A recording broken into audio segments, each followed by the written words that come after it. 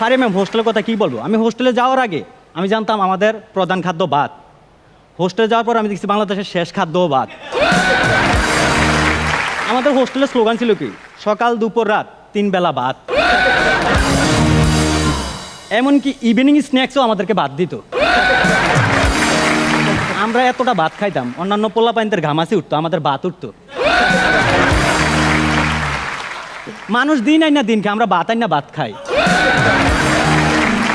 আমাদের ক্লাসে স্যার অঙ্ক করাইতেছে, মনে করো একটা ছাত্রাবাসে 100 জন ছাত্রের 30 দিনে খাদ্য মজুদ আছে, নতুন কতজন? আমরা কই স্যার আপনি মনে করা বাদ দেন, নতুন ছাত্র বাদ দেন, এগুলো আমরাই খাইতে পারো।